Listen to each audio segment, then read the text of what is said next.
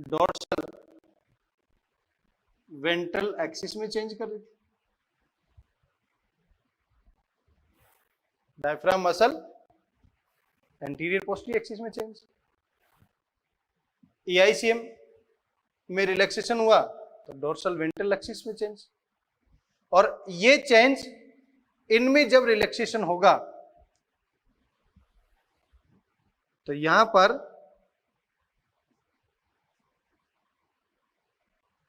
Thoracic cavity volume, विक्सीय गुहा का आयतन कम हो जाएगा। और सिमिलरली यदि हम कहें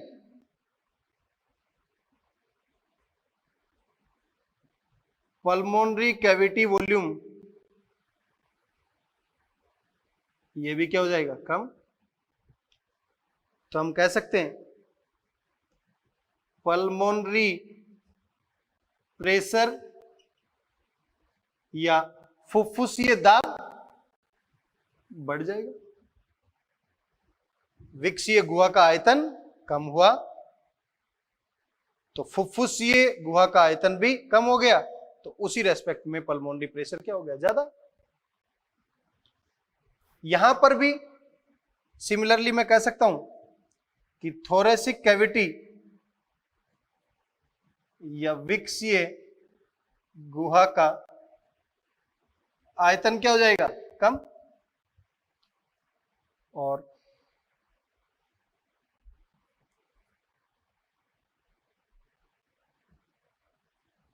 फुफ्फुसीय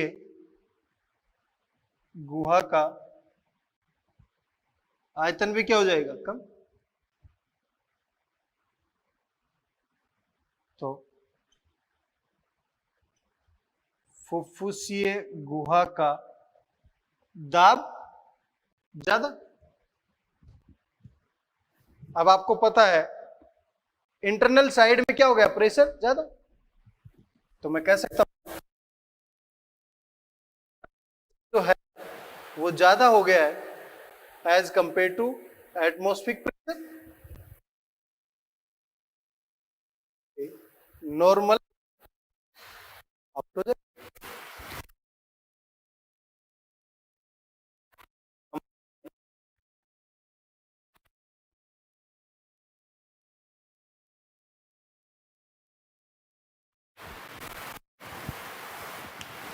एक बार लेता हूं कि नॉर्मल एक्सप्रेशन में क्या होगा, डायफ्राम मसल और EICM इन दोनों के अंदर रिलैक्सेशन होने से क्रमशः एंटीरियर पोस्टीरियर एक्सिस और डोर्सल वेंट्रल एक्सिस में परिवर्तन आएगा, और जिससे थोरेसिक कैविटी वॉल्यूम या विक्सीय गुहा का आयतन कम होगा, पल्मोनरी कैविटी वॉल्यूम या फुफ्फुसीय गुहा का आयतन कम होगा, और पल्मोनरी प्रेशर या फुफ्फुसीय गुहा का दाब क्या हो जाएगा, बढ़ जाएगा। दाब बढ़ जाएगा तो ज्यादा प्रेशर हो गया, इसके कंपैरिजन में एयर नॉर्मल तरीके से सामान्य बाह्य सिस्टम। जैसे हमने नॉर्मल इंस्पिरेशन किया, जस्ट उसका अपोजिट कर दिया, तो डायग्राम में भी देखो क्या क्या चेंजेस आएंगे, वो देखते हैं।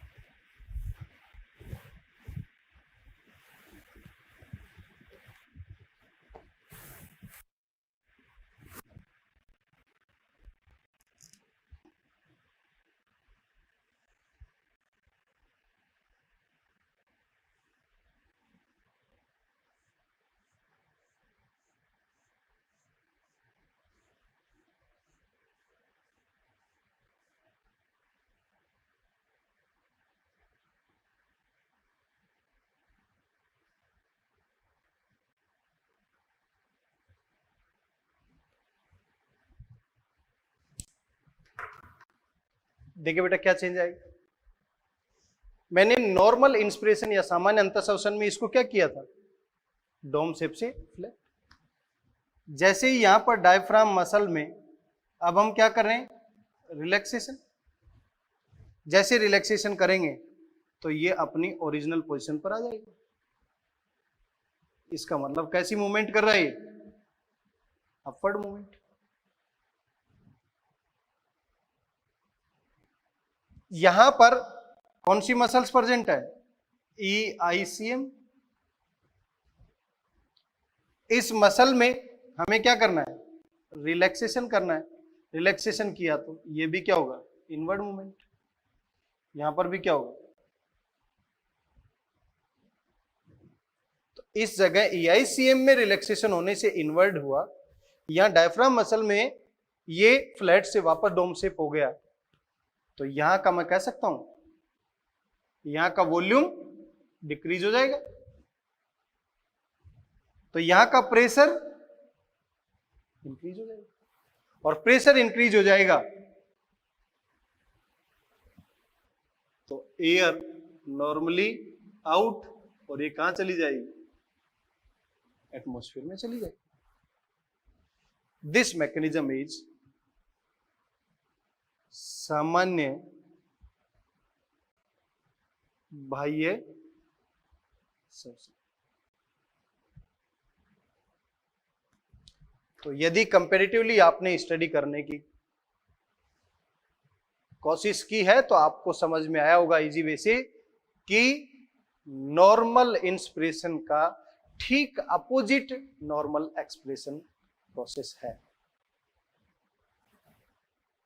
और इस नॉर्मल इंस्पिरेशन में हमने कॉन्ट्रैक्शन करवाया था, वहीं पर उन्हीं मसल्स में हमने क्या करवा दिया, रिलैक्सेशन। तो बेटा आज की क्लास में आपने देखा कि किस तरीके से नॉर्मल इनहेलेशन नॉर्मल एक्सेलेशन एक दूसरे से कोरिलेटेड हैं। हम नेक्स्ट क्लास में जब बात करेंगे तो नॉर्मल इनहेलेशन भी, नॉर्मल एक्सेलेशन भी, और फोर्सफुली एक्सेलेशन से इनका क्या रिलेशन है, डायग्रामेटिक स्टडी भी करेंगे, और टेबुलर फॉर्म में भी हम स्टडी करेंगे। क्लियर? आज के लिए